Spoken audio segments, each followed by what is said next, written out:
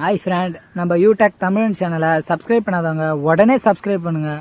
கூட பக்கத்தில் இருக்க பெல் ஐக்கானும் கிளிக் பண்ணுங்க. அப்பதான் நம்ம சேனலில் போடுற புத்தம்புது வீடியோ உங்களுக்கு நோட்டிஃபிகேஷனாக வரும்.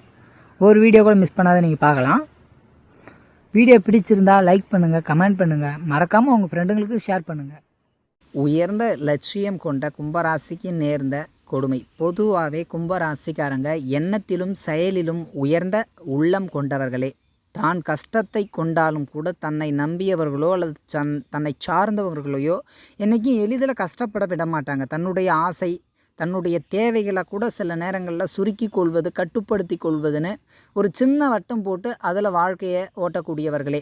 தனக்குரியவர்கள் கஷ்டப்படுறத இயல்பாக விரும்ப மாட்டாங்க. அந்த ஒரு எண்ணம் கொண்ட இவங்களுக்கு எப்போவுமே உயர்ந்த சிந்தனை இருக்கும், எண்ணங்கள் மிக உயர்ந்திருக்கும், நல்ல ஒழுக்கங்கள் இருக்கும், புனிதமான நபர்களோடு தொடர்பு இருக்கும். அதாவது உயர்ந்த நபர்கள், உயர்ந்த மனிதர்கள், நல்ல குணம் உள்ளவர்கள், நல்ல மனம் கொண்டவர்கள், அதிகாரம் மிக்கவர்கள், ஆளுமை மிக்கவர்கள்னு பொறுப்பு மிக்கவர்களுடைய தொடர்பு மிக அதிகமாக இருக்கும். ஆனால் பெரிய அளவுக்கு அதை தனக்குன்னு பயன்படுத்திக்க மாட்டாங்க. தனக்கு எல்லாமே தெரிஞ்சிருந்தாலும் கூட அதை வெளியே முழுசாக காட்டிக்க மாட்டாங்க. நல்லா படித்தவங்களாக இருப்பாங்க. அந்த படிப்பு, அந்த ஒரு தலகணம் சுத்தமாக இருக்காது. சகஜமாக பேசுவாங்க, சகஜமாக பழகுவாங்க. அதே மாதிரி தாழ்ந்த மனிதர்களும் சரி, உயர்ந்த மனிதர்களும் சரி, சமநிலையாக பாவிக்கக்கூடிய குண இயல்பு கொண்ட இவர்கள் நிச்சயமாக இந்த காலகட்டம் சோதனைக்குள்ளாகியிருக்காங்க.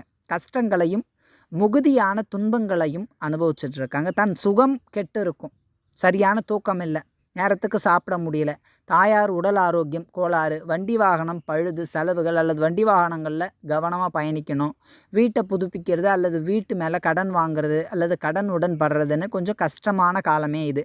இப்போ கொஞ்சம் உங்களுக்கு இக்கட்டான சூழ்நிலை, யாரை நம்புறது யாரை நம்பக்கூடாதுன்ற ஒரு நிலை கட்டாயமாக மனதளவில் எழும்பும். அதாவது எல்லாருமே இங்கே பார்க்குறதுக்கு நல்லா தான் இருக்காங்க, வெளுத்ததெல்லாம் பால்னு எடுத்துக்கக்கூடாதுன்றதை உணர்ந்துருப்பாங்க. சில விஷயங்களின் உண்மைத்தன்மையை அவங்களால இயல்பாக புரிஞ்சிக்க முடியல. ஏன்னா நல்லவனும் கெட்டவனும் மிக்ஸ் ஆகிட்டு ஒரே மாதிரி இருக்கிறதுனால இங்கே கெட்டவனையும் கண்டுபிடிக்க முடியல, நல்லவனையும் கண்டுபிடிக்கலை. நல்ல கெட்டவனாக இருக்கான பேசுகிறது பார்த்தா ரொம்ப நல்லபடியாக பேசுகிறான் அப்படின்ற மாதிரி ஏமாற்றங்களை சந்திப்பாங்க. இயல்பாக வாக்கு கவனம் தேவை. அளவு கடந்து பேச்சை குறைத்து கொள்வது நல்லது. நீங்கள் அடுத்தவங்களுக்கு உதவி செய்யணும்னு நினைக்கிறீங்களா, தாராளமாக செய்யுங்க, தப்பில்லை. தனக்கு மிஞ்சியதே தான தர்மம்னு சொல்லுவாங்க. உங்களுக்கு உரியது அதன் பிறகு நீங்கள் யாருக்கு வேணாலும் செய்யுங்க. அதே மாதிரி வாக்குறுதி கொடுக்கறதிலும் பணம் கொடுக்கல் வாங்கல் விஷயத்திலும் ரொம்ப கவனம் தேவை.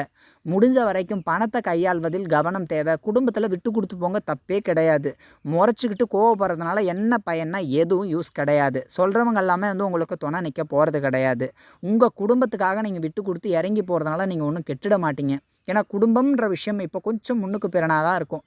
நீங்கள் சொல்கிற விஷயத்த கேட்கல, அல்லது உங்களுக்கு சரியான ரெஸ்பான்ஸ் கொடுக்கல, இல்லை நீங்கள் எவ்வளோ செஞ்சாலும் குடும்பத்தை திருப்திப்படுத்த முடியல, இல்லை குடும்பத்தினுடைய தேவையை உங்களால் பூர்த்திப்படுத்த முடியல, உங்களுக்குள்ளே கூட ஒரு கில்ட் இருக்கலாம், ஒரு மன உடைச்சல் இருக்கலாம். இந்த மாதிரிலாம் இருக்கும். ஒரு விதத்தில் இந்த காலகட்டம் உங்களுடைய கற்பனா சக்தி மிகுதியாக இருக்கும். எண்ண ஓட்டங்கள் அளவு கடந்திருக்கும். செயல்பாடு இருக்கோ இல்லையோ, ஒரு வேலையை செய்கிறீங்களோ நடத்துகிறீங்களோ அது அப்பாற்பட்டது. ஆனால் எண்ண ஓட்டங்கள் மிகுதியாக இருக்கும், கற்பனா சக்தி அதிகமாக இருக்கும், சிந்தனையின் ஓட்டம் வேகம் பல மடங்கு இருக்கக்கூடும். எண்ண ஓட்டங்கள் இருக்கிறதுனால எந்த ஒரு விஷயத்தையுமே நீங்கள் செயல்படுத்துறதுல கவனம் செலுத்துறது நல்லது. யோசிக்கிறத விட ஒரு செயலை செய்யுங்க. தப்பு லாப நஷ்டம் பார்த்தா தெரியும். அதே மாதிரி 2ல் சனி இருக்கும்போது, ராசிநாதன் 2ல் இருக்கும்போது பணத்துக்கான ஓட்டம் அதிகமாக இருக்கும். பணத்தின் பாடத்தை முழுமையாக நீங்கள் கற்றுக்குவீங்க. பணம் தான் இங்கே மிக முக்கியம், பணம் இல்லைனா ஒன்றும் இல்லைன்றதை உணர்த்தக்கூடிய காலமாக இது நிச்சயமாக இருக்கும்.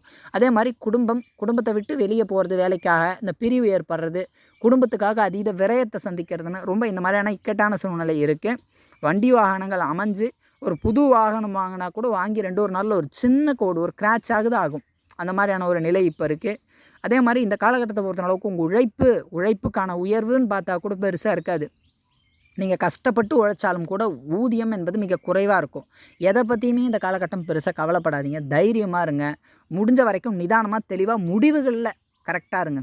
ஒரு விஷயத்தை பற்றி யோசிக்கிறது மட்டுமே கூட ஒரு தீர்வு தராது, செயல் மட்டுமே தீர்வு தரும். கும்பராசியை பொறுத்த அளவுக்கு எப்போவுமே உயர்ந்த சிந்தனை கொண்ட மனுஷர்கள் அப்படின்றதுனால எண்ண ஓட்டங்களும் சிந்தனை ஓட்டங்களும் உயர்ந்திருக்கும். நல்ல மனிதர்களின் குண இயல்பு இருக்கும். பட் இவங்களுக்கு இப்போ ரொம்ப இக்கட்டாகவும் கஷ்டமாகவும் போயிட்டுருக்கும். இவங்க தொடர்பில் இருக்கிறவங்கள நம்பவும் முடியலை. யார் என்ன சொல்கிறாங்கன்றது ஒரு குழப்பம் இருக்கும். ஒரு கன்ஃபியூஸ்டாகவே போயிட்டுருக்கும். அடுத்தடுத்த காணொலிகளில் கூடுதல் தகவல் கண்டிப்பாக பார்க்கலாம். இந்த வீடியோ பிடிச்சிருந்ததுன்னா வந்து கமெண்ட் பண்ணுங்கள், லைக் பண்ணுங்கள், மறக்காமல் உங்கள் ஃப்ரெண்ட்ஸுங்களுக்கு அதை ஷேர் பண்ணுங்கள். கூடவே நம்ம யூடியூப் தமிழ் சேனலை சப்ஸ்கிரைப் பண்ணாதவங்க உடனடியாக சப்ஸ்கிரைப் பண்ணிட்டு பக்கத்தில் இருக்க பெல் ஐக்கானை கிளிக் பண்ணுங்கள்.